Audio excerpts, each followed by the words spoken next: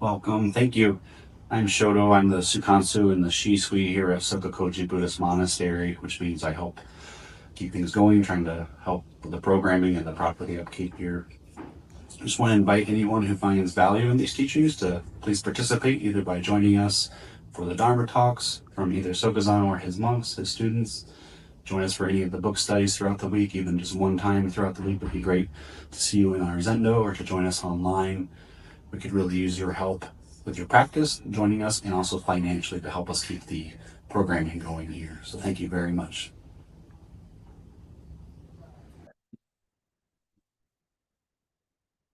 Morning, everyone. Welcome to this Sunday talk. The title of today's talk is I Know What I Teach.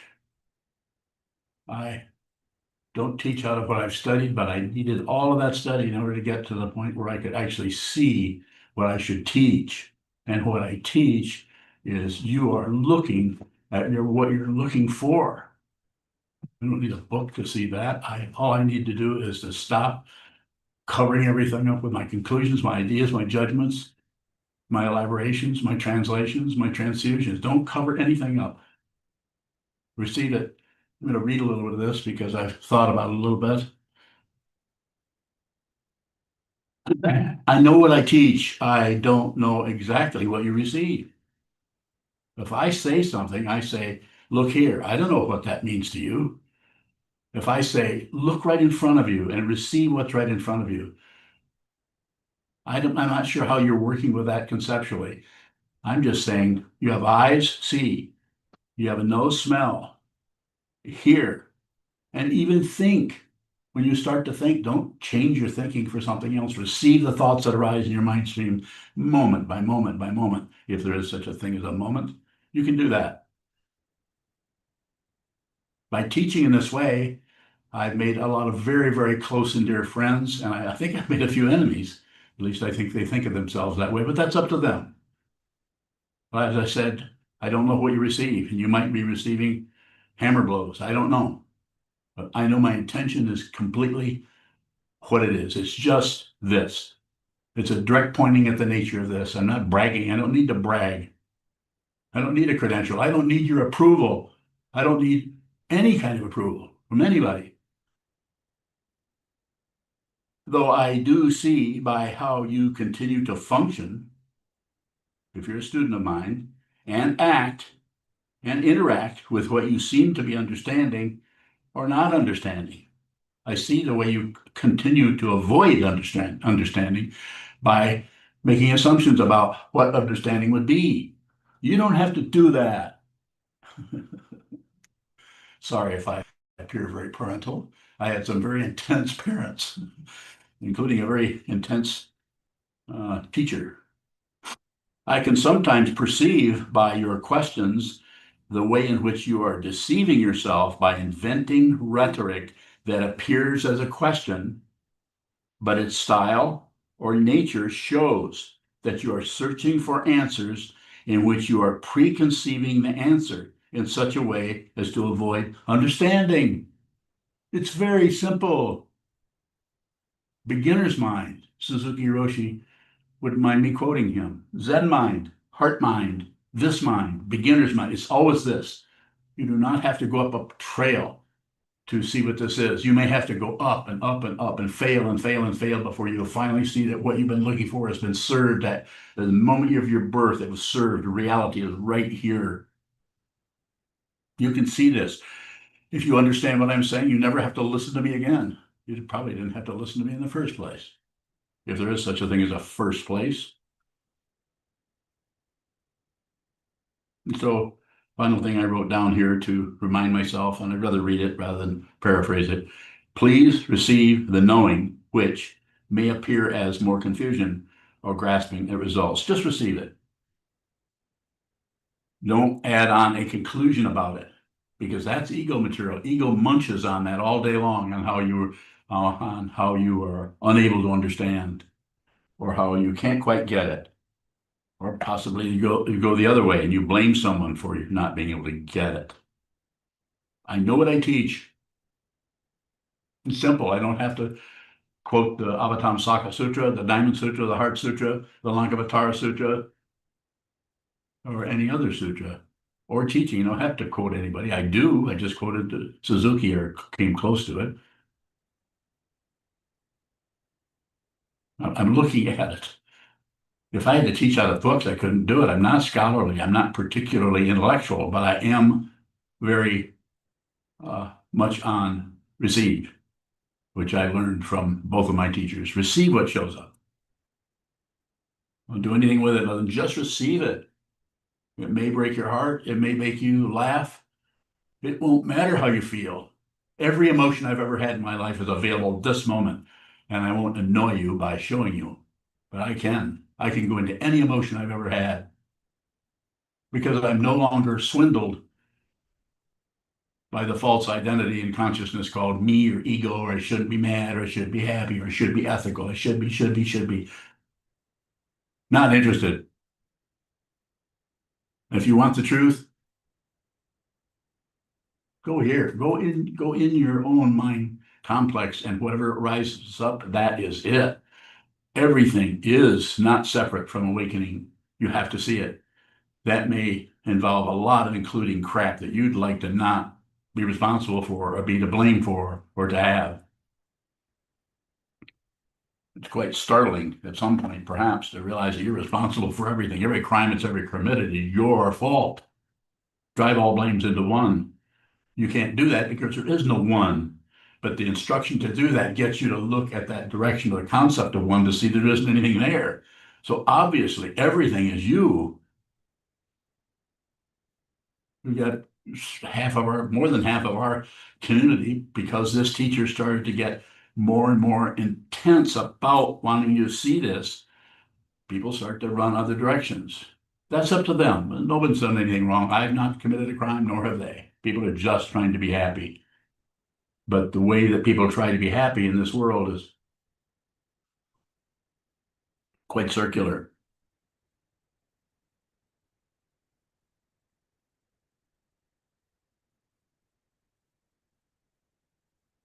So when I say give a teaching or give a talk, or you listen to one of the recordings or videos or whatever you may be doing, you listen to that, it's just what is being said is it. It's not what you think about what's being said. I'd be happy to respond to questions. And no, I'm not going to point out your confusion in your question. You'll see that eventually. No questions? Oh, go ahead. Wunderbar. Yes. Can we know when we don't receive? Can we see ourselves not receiving, bowing? Might take a while. You might have to look back 3 years to see that what you were going through at this particular, you were actually shutting something out by using a judgment about what somebody was doing or saying. You were coming to a conclusion about it. That will not occur unless there's a strong awareness practice. The awareness practice, which I teach as shikantaza or just sitting, that eventually opens one up so that all of that is available to you. You can see where you judged yourself, judged others in order to keep the fortress of ego alive, in order to keep that stronghold of me and my stuff, my ideas, my conclusions, my faults, my wonderful ability to admit my faults, admit when I'm wrong, to hold my head high because I'm proud of what I've done. Go ahead. Wunderbar. It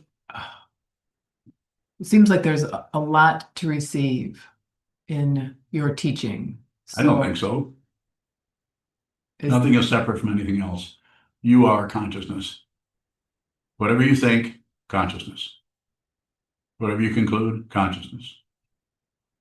Keep coming.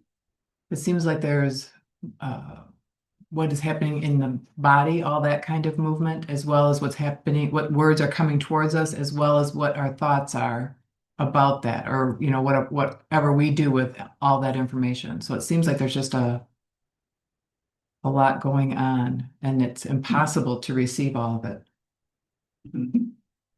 You're not separate from it. So the practice is to receive it. There's ground of suffering, confusion, difficulty, challenge, anxiety, Suffering, suffering, suffering. What the Buddha said in the First Noble Truth, life is suffering. The path is to actually be aware of that. Be aware of the suffering, no matter how it's colored, how it's shaped, how much noise it makes, how much it comes out of the shadows, how much it stands in the sunlight, no matter what, no matter what, no matter what, no matter what, receive it. Receive all of that without comment. If you comment, you haven't received what was there. You've received your comment with this assumption that you've understood something, you've got something, you figured something out. Philosophy, psychology, materialistic science is full of this kind of stuff. Not wrong, has a relative correctness to it. People should go on building race cars, do whatever they want to do. But the spiritual path is about seeing the truth yourself with this consciousness, so that this whole self-centeredness, this whole fixation on a person, this fixation on your experiences as opposed to someone else's, or what do you think about what I'm thinking about what you're thinking, that kind of thing. Well, what's your opinion, Jim?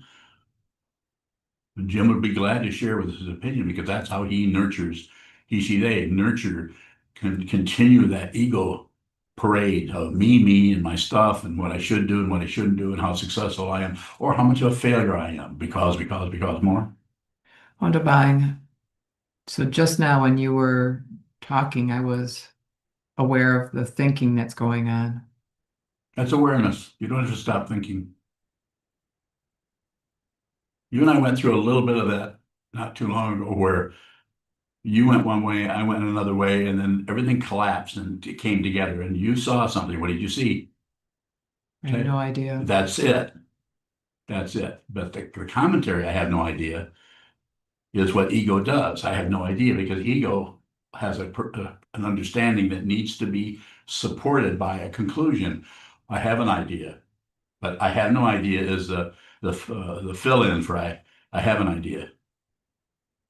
It's worse than that, and it's better than that. It's worse than that, because even I have no idea doesn't work, because there is no I to have no idea.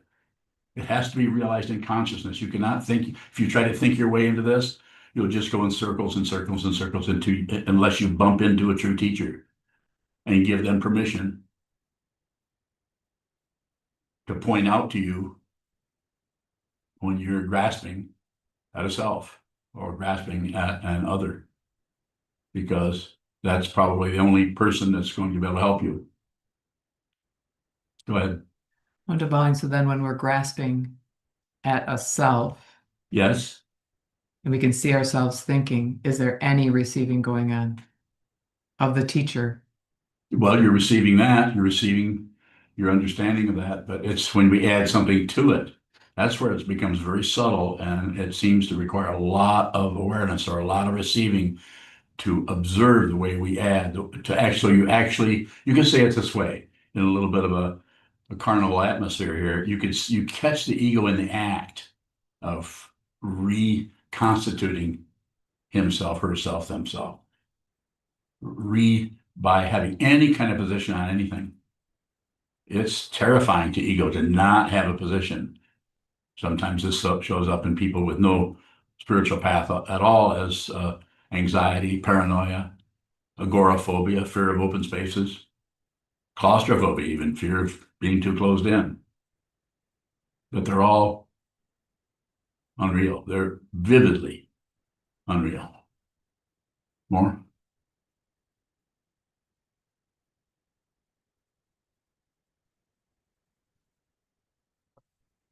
Jisheen.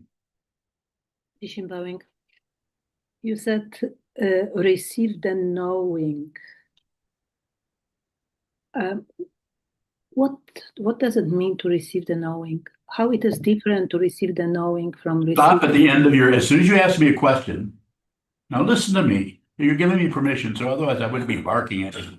But as soon as you ask me a question, just ask me the question, and then I will respond. Then if you have another question, you can ask another question. But if you ask a question, you start elaborating, so you don't give me any alternative other than to say something like, well, yes or no, but just ask me the question, please. No elaboration. You don't have to tell me something I said. You can just say, ask me the question directly.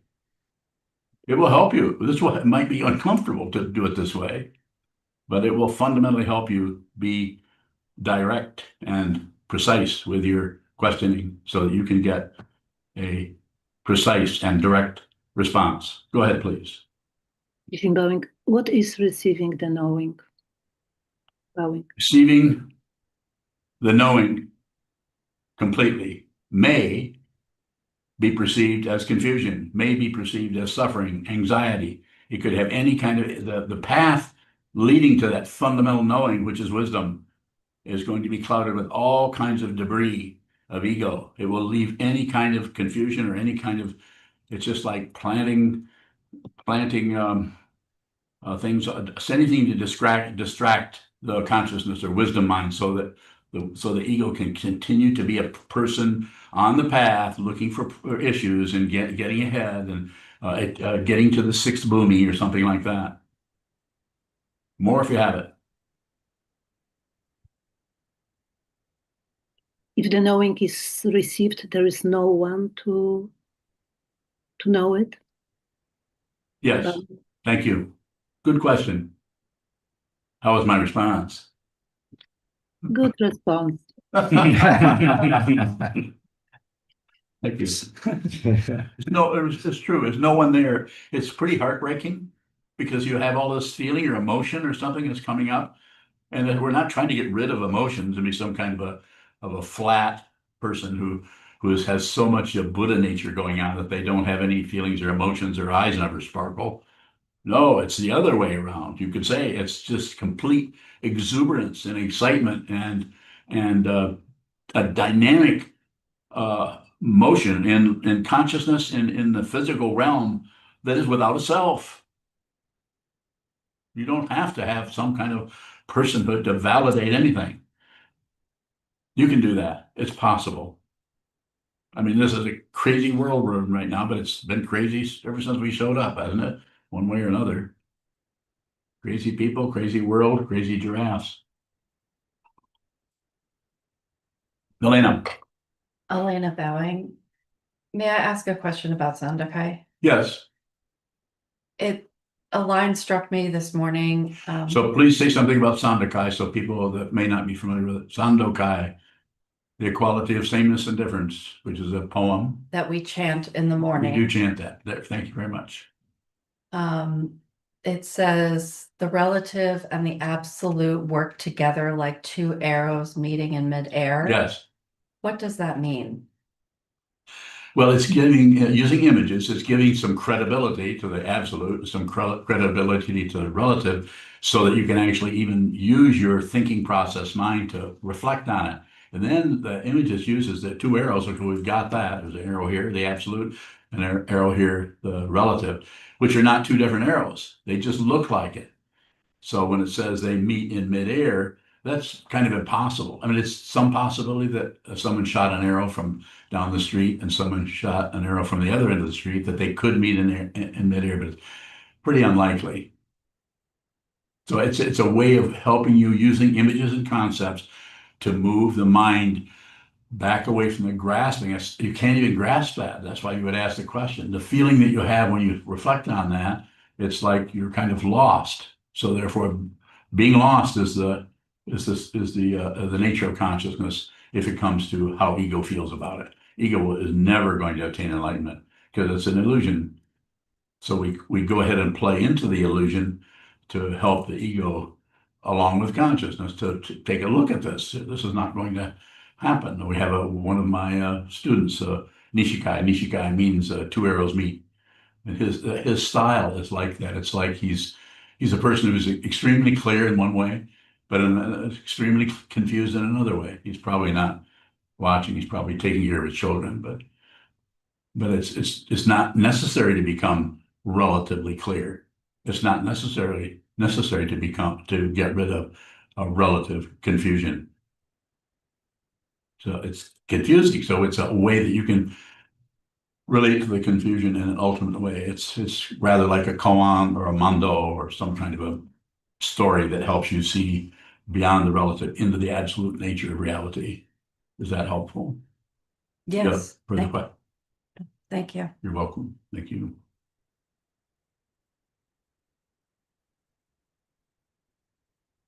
Sir. Milka Bowing, and a question on YouTube from Ross in Ireland. I'll come back to you, Naveed. I'll come back to you. Ross bowing, the addiction to concepts and elaborations comes up for nearly all the time I sit, and I'm sorry it includes interpreting what you say. Is there a way to receive that? Bowing. Yes, it's a wonderful question. And I would say that what you described there is just what's showing up. And I would say initially it can be filled with other, like it's just like something happens, the wind blows and the trees move and you're describing the trees. But then the other things that happen, there's all kinds of little butterflies and flying objects that and bugs and so on that fly around. There are other little concepts that try to attach themselves to it. It's just an image, a way of talking about it. All you have to do is watch it. You don't have to correct a thing. It's just amazing. The realization that you can actually fundamentally, utterly, as my teacher, Chogyam Trungpa Rinpoche once said, be genuine. He didn't mean grow up or be something else or be more of this or more of that. He just meant be whatever's happening, that's it. Be real, be genuine. And you can do that. All you have to do, what you've described is sounds just like your meditation or my meditation, just stuff coming and going. I'm no better than you. I'm not more realized than you. I may understand something you don't, but this is available to you because I'm not a separate being from you. It just looks like it. Find out so you know. You may not come back and congratulate me or write a book on your own about how wonderful enlightenment is or something like that, but you will know the truth. You'll know it. You won't have any more questions. If you have questions, you have work to do. If you have doubts, you have work to do. And the work is observe, observe, observe, observe, observe, observe. Naveed? Naveed bowing. Is it possible to listen to you, receive you, and understand you without thinking about what you are saying? Bowing. Yes, it is. Yes, a teacher, I don't recall the exact teacher, a long time ago when I first heard this, it just about what's the traditional expression, floored me because I just saw the truth in it. At the same time, I was caught in the confusion of it. It was back in sometime in the 70s. It was not Trungpa Rinpoche. It was it was a Zen master. I don't think it was someone who was, I don't know if it was someone who was living or not, but it was someone who was a powerful teacher. There's a lot of them. And he said something like, you need to listen. You don't have to understand. You need to listen. You need to, it's just like you have to practice. You don't have to understand why. If you start to go in that direction, we might as well be doing therapy or working in the gymnasium or doing some other relative kind of construct that comes out with products or results. So yes, just listen. Just come and listen, and because the feeling of not understanding is the doorway, the feeling of not being clear about something.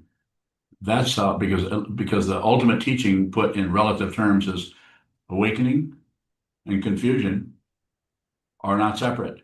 And it's teaching on that is called, that I learned, I didn't invent this, it's called co-emergent, that confusion and awakening arise together.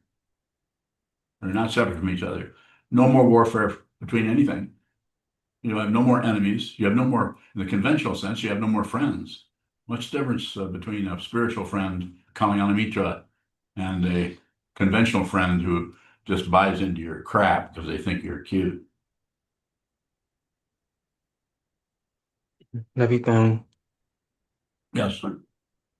When I listen to you, I may understand you, but as soon as you stop, it's all gone. That's And, awareness. That's awareness. No, nothing to solve. That's awareness. Just continue to proceed in that way. Not necessary to remember anything. Just continue. yes, so I'm wondering, is that the grasping at the or remembering the knowing that hinders Yes. our awareness? It is. It is. It is trying to get something, trying to remember it, to trying to get it a certain way, so you can kind of repeat it to yourself. You know, we tend to be addicted to our experiences. There's a books I've read by a science fiction writer who also writes about aliens and so on, by the name of Whitley Strieber, whom I met many years ago. He talks about being addicted to experience. People are addicted. This is the main issue from him. He's not a meditator, but he's very interested in consciousness, and I'm very interested in consciousness, or anybody who's studying that, whether they're Buddhist or not. So very, very interested in promoting anyone to continue to study the consciousness. And Shoto is the book that Shoto worked very hard on. This is a book, since we're in the middle of talking about consciousness or awareness. This is a new book that just come out, a series of talks, addiction awareness meditations, available here. It's available on Amazon. A lot of people don't like Amazon. If you don't want to buy it from them, buy it from us. Not that much money. There's some really good drawings in there done by, who did these? Did I do these? What he told us. Huh? That's what he told us.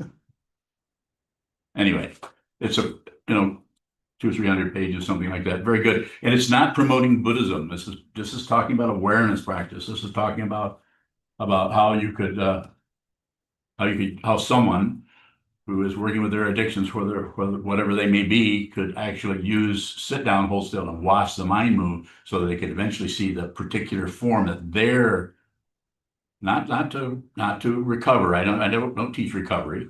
I teach awareness. You may recover, you may not. You may practice meditation for 20 years and never recover from your addiction to whatever may be the love of your life. So you may, but the awareness around it is very powerful. You may still have the so-called addiction or grasping there, but the awareness about that is very, very helpful in terms of continuing to live day by day. So I'm not against 12-step programs or any other ways that people work with it. Sometimes that's the only thing you can do. Have a therapist or a 12-step program or other kinds of approaches to that. But this is I taught along with other people who were students of mine, taught in the local rehab for, I don't know, 9, 10, 12 years, something like that, several times a week, taught to people, not Buddhism, but just awareness practice, awareness. And the way in which I taught that was not to, I taught whole classes where I didn't mention Buddhism at all. They knew I was a monk, but that was about it. If they asked about it, of course, I would respond. But just be aware. Awareness is just like Naveed is saying, that he's describing what happens. And the downside of it may be in the ego area. Like, I can't remember. Sokuzan just talked, seemed to be pretty inspiring. And that's been 3 days ago, and I can't remember what the hell he said. Something like that. Is that close? You probably didn't use the word hell. Yes. But I'm saying it's like that. The downside of that, from the ego point of view, is like, geez, it's just kind of can't seem to quite get it. But from the point of view of awareness, which is no point of view, is that's awareness about the nature of something, and there's no credential to be had or to be lost. You're just aware of that movement in there. You don't really need me. I'm not separate from you. That's why I keep disappearing. And of course, this is why we have a practice like return to the teacher, return to the teaching, return to the community, until you see there isn't anything but that. There's nothing to return to, because you're not separate from anything anymore. Any further question, Naveed? All right, now thank you so much. Yes, sir. Thank you. Yes, sir. Bowing, what is the addiction that carries us along on a day-to-day life, Bowing? Just an addiction to being alive. Of course, that doesn't work when you go to sleep. You notice that something's going on there that otherwise you just would fade off into the sunset. So I'm not sure what you're asking me. We're attached to so many things. So there's addiction to different things. Bowing, is addiction a kind of separation that we're doing, Bowing? What do you think? It seems like it. Okay, say more.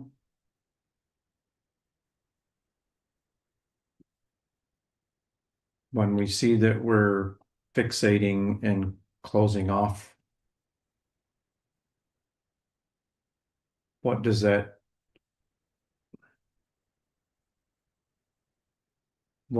how does that keep us from seeing our true nature?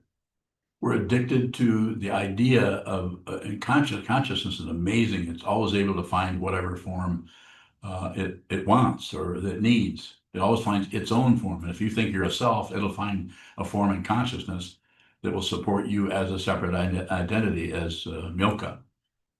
It will support that. And if anything comes to go against that, or you'll fight it on some level to promote that or to protect that. Go ahead. Milka, the addiction awareness you present in your book, is that trying to eliminate addiction? No. No, it's trying to see the nature of it. If you're a living being, it's unlikely you're ever going to be free of addiction, like not have it be around the corner or running down the tree stump. It's probably going to be there somewhere. It's just that it probably will not have control of you anymore. It may be aggravating, it may create issues or discomfort, but it's unlikely to have be manipulating an individual anymore. So no, you don't have to free yourself of something.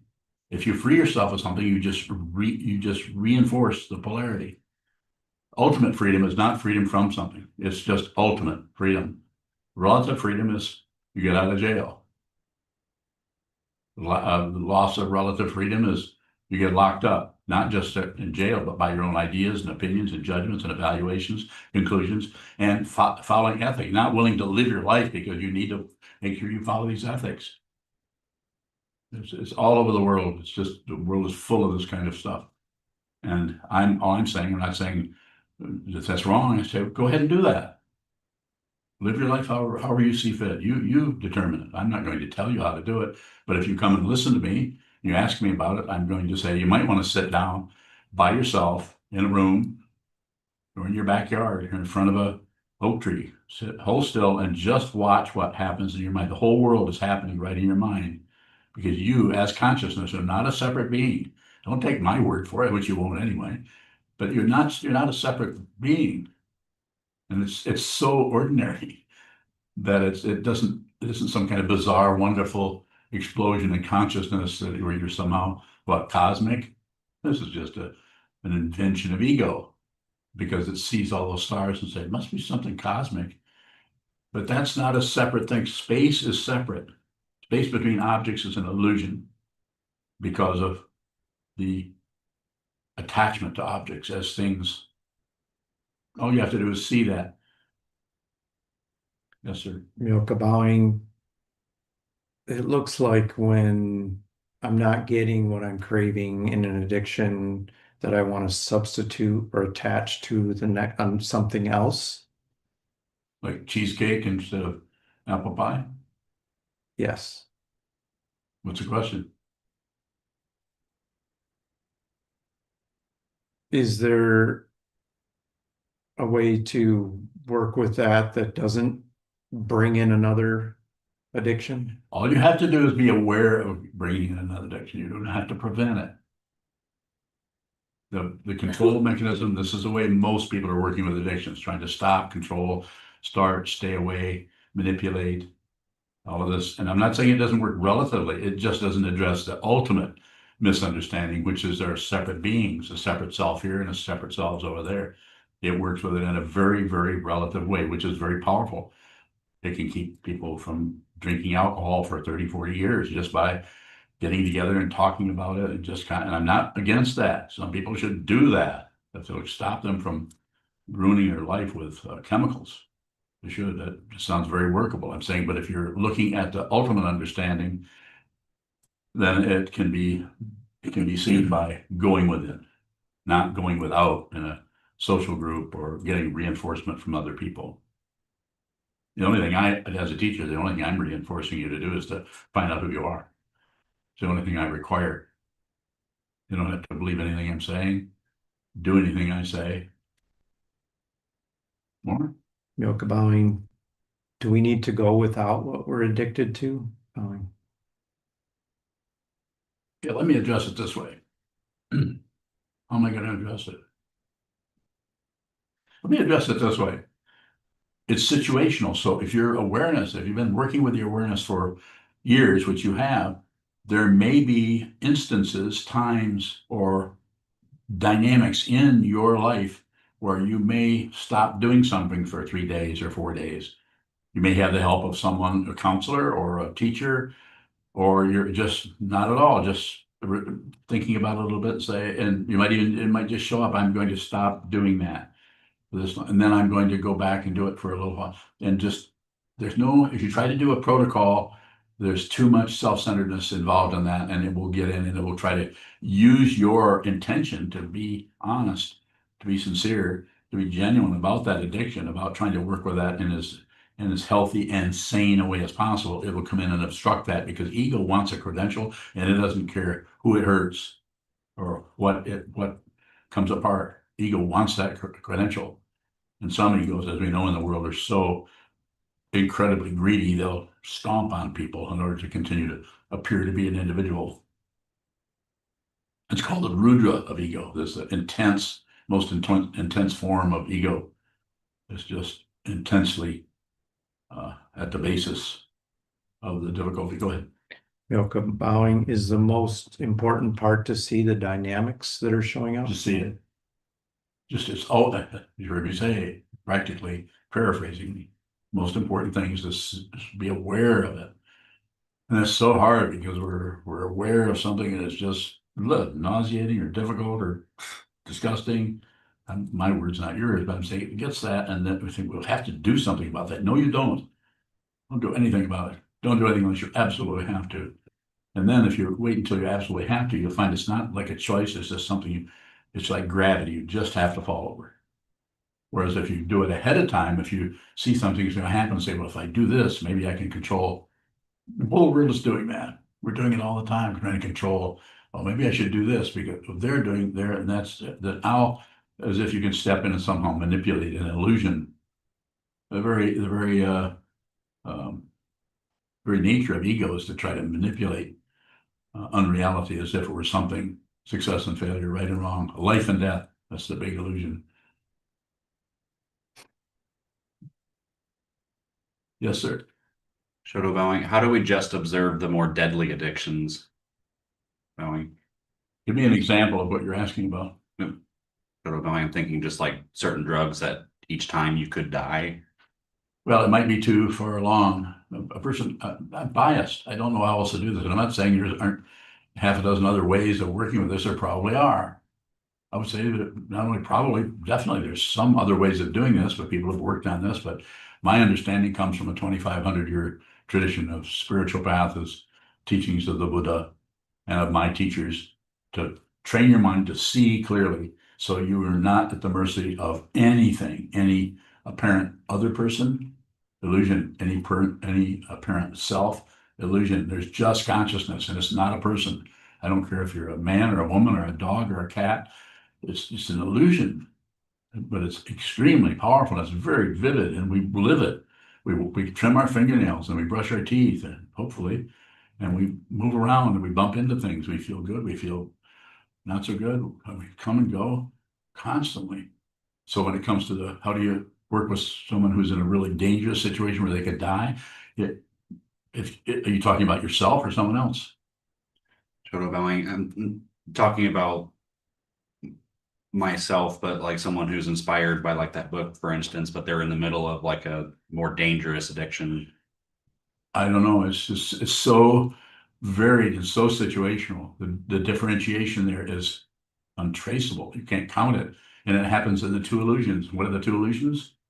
Time and space. There's no such thing as time or sequence, and there's no such thing as space. If it looks like it, so much we're willing to hurt each other to prove our point in some kind of a dumbass dynamic that we're having a discussion with some family member because they had no mind training and you had just enough to think this might be unreal. At the same time, you feel really intense. You feel in danger. You feel like your friend is in danger. I don't know how many of your friends have their pictures who've died of addiction have been on this altar here that we've done services for, and you can't help them. You can't. They're already. That's already happened. The ultimate understanding of it is there never was anybody, but that doesn't mean there wasn't a lot of suffering there showing up as belief in an individual. So we do the best we can. If people come, I try to help them as best I can. You try to help them as best you can. But you can't help anybody without their permission. And sometimes when people give you permission, they don't really mean it. They want the permission the way they want you, want help from you the way they think that you should be helping them, and not the way you see it. Go ahead. Shadow bowing, is that kind of like tentative permission still a step towards actual permission? It can be, yes, if there's some sincerity there and a person really is going that direction. But sometimes fear comes up and you don't know the causes and conditions that are all over the place that are climbing up the side of the mountain. You don't know what's going to affect a person next. They might be doing really good, and 3 weeks from now, suddenly, emotionally, mentally, however you want to say it, talk about the relative structure of consciousness, psychology, or all the things that science has so much, or thinks they think they have so much access to, and they do not. You can't have access to consciousness. You can't have it because you are not separate from consciousness. All you can do is separate yourself from that into an ego form and then work with relative truth and try to get somewhere. Just like AI is doing the same thing. It's not a threat, but it's a threat if you're trying to get somewhere in this world, because it will take over. But it's not a threat to consciousness because it's not separate from it. Go ahead.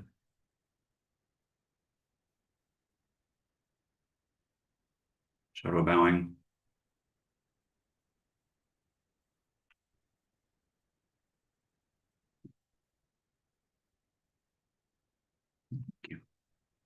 Yes, sir.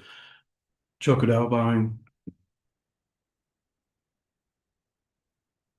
If we see our addiction clearly, does that look like also having to see that we may never be able to stop it? Yes, that's the word for that in Buddhism. It's a very classic word, is renunciation. It's not something you do. You don't renounce. It isn't the Western idea of renunciation. It's just you realize that you're at a loss. You realize that you're going to have this kind of grasping, this kind of rejection, this kind of shutting down, passion, aggression, and ignorance, and the ego part is there, and that's the beginning of the deconstruction of ego. It starts to come apart just because what keeps ego together is grasping, rejecting, and shutting down, and the renunciation comes out of seeing that this is hopeless.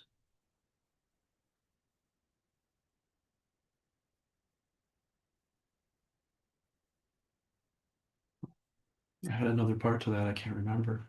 Let me know if it comes back or I can wait.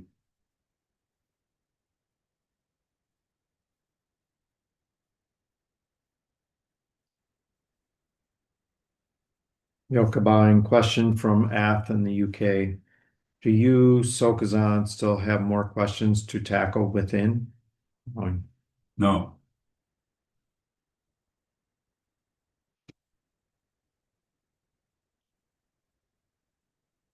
Yokabine, second part is if yes, or if, in this case, if no, when did that happen? Is that how progress assessment has been made? I have not made any progress. Nothing has happened. Occurrence is still, things happen. I get up in the morning and I feel good, or I get up in the morning and I don't feel so good. I eat or I don't eat, and I bump into things or I don't, and my proprioception is pretty good for one day, and the next day I can't quite keep my balance. All kinds of relative things are happening to me that are happening to everyone. It's just that they're unreal. So therefore, there's no progress. There is no past. There is no future. Nothing has actually occurred. This is kind of an astonishing thing to actually be at consciousness as a human form, especially someone 84 and a half years old, who's in very poor health, and still be here. It kind of shows up more in your kind of your sense of humor than anything. It's just like, that's kind of unusual that something would still keep going that is unreal. But it's the keeping going is the unreal part. So I understand what is Ath, right? I understand what you're asking me, but the whole structure of cause and effect, right and wrong, should be and shouldn't be, awakening and delusion have just come apart. So there just isn't anything. I'm not claiming any kind of credential.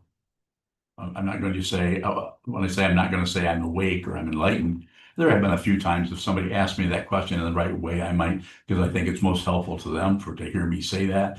It's always very situational. I have no position. You give me the position. I come in here and sit down. A few people have tried to stop this. I had a whole army of people out on the West Coast thinking I'm a charlatan or a cult leader or something. I don't know what they had in mind. But anyway, they were trying to remove me as a priest or something. I don't remember how that went, but they were pretty adamant about it for a while. I don't know how they would do it. So people get upset if you don't teach or act the way they think you should. They will abandon you, leave you, push you away because you're not doing what they think you should do. And yet they claim to be what? Priests? Monks? Yes. Short bowing. Can the true teacher be met at any point on the path, like someone practices for 30 years and then meets the true teacher? Bowing. If I understand your question, and I feel that I do, I think anything is possible. You can awaken without a teacher. You could awaken with a false teacher. You could study under a charlatan and somehow because of that structure, still because of your own karma, your own inspiration to just see you if you want what this is and you're sincere with yourself and you want the truth no matter what, no matter how embarrassed you get, no matter what a fool you look like, you want to know the truth.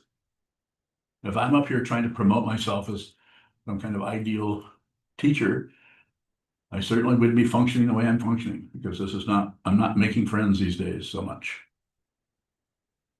Shadow bowing. Would that also mean that someone could not awaken with the true teacher? Yes, if you have a true teacher and you just, at some point, you start believing your thoughts about things and judging. And if your ego gets threatened by the teacher, which there's all kinds of stories down through history, a whole series of stories about teachers with, including my teachers, who have outrageous behavior, unconventional behavior. And so my behavior is not particularly outrageous or unconventional. I'm quite boring and ordinary.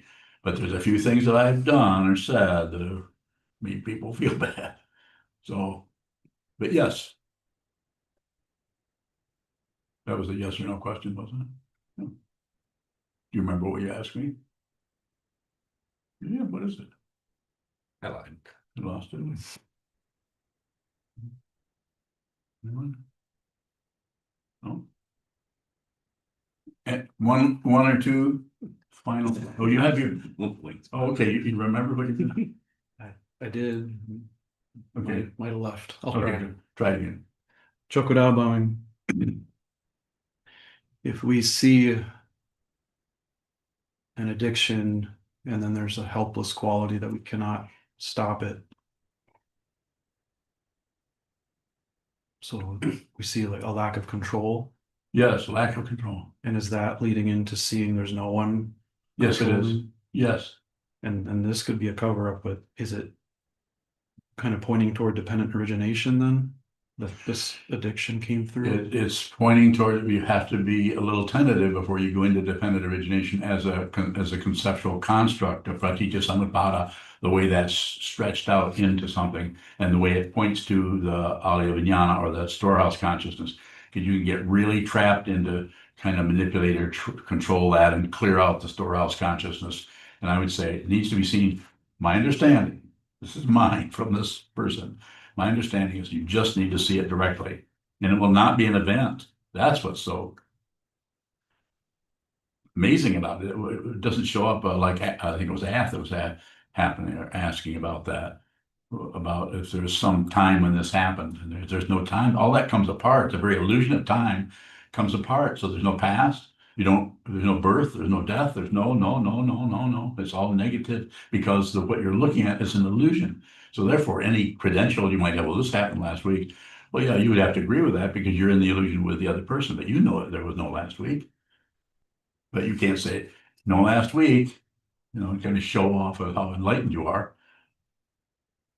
You can sense that when somebody starts using that understanding of illusion to promote themselves as someone who's beyond the illusion. If you think you're beyond the illusion, that's the worst kind of illusion. sickening. But on the other hand, they're just trying to be happy also. Go ahead. Chokodabang. So are we looking at an addiction, trying to see clearly the addiction and the identity that feels like it's addicted?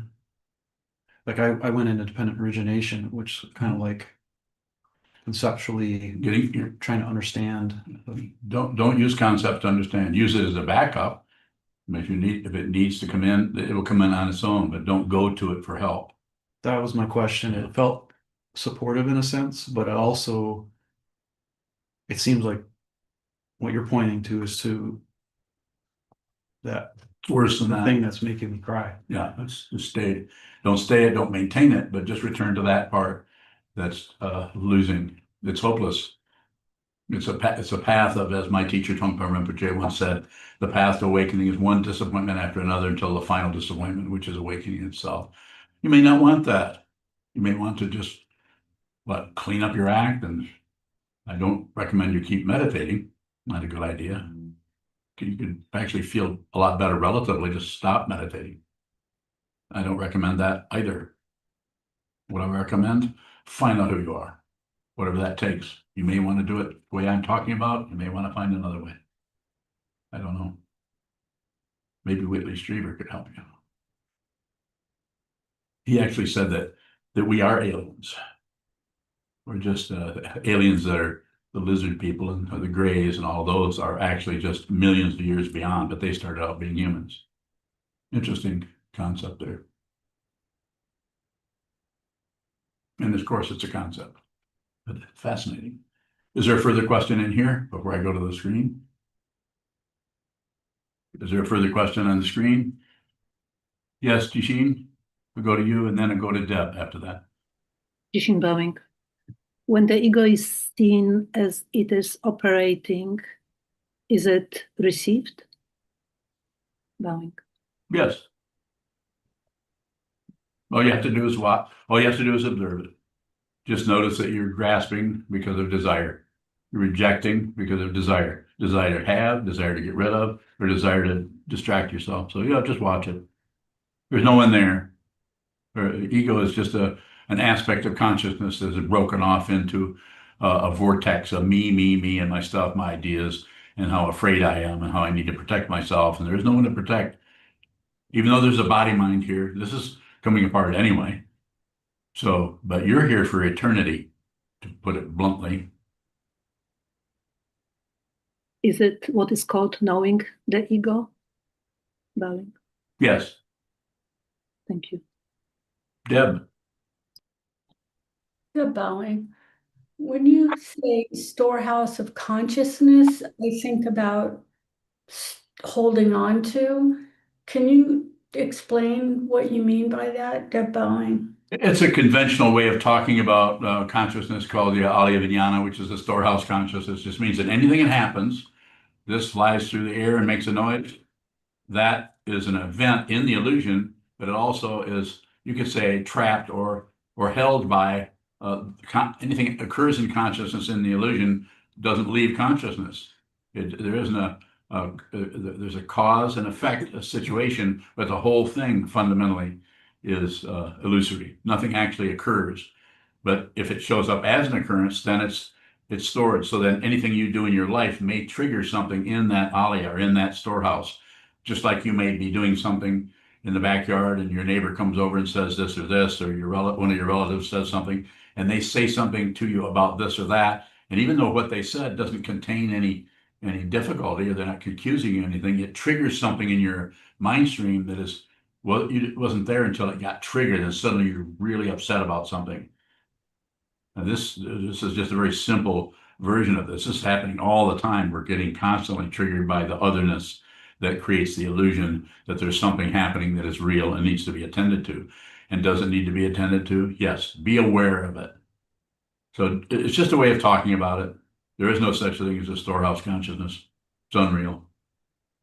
Thank you, Deb bowing. Does that connect somehow to dependent arising? I see that I'm seeing there's a connection there Yeah, that, same thing.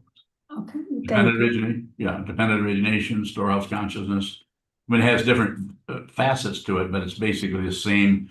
We're talking about consciousness that is is kind of out of sight, but yet tends to show up out of nowhere just with a few sparks in the pan, and suddenly you've got an explosion.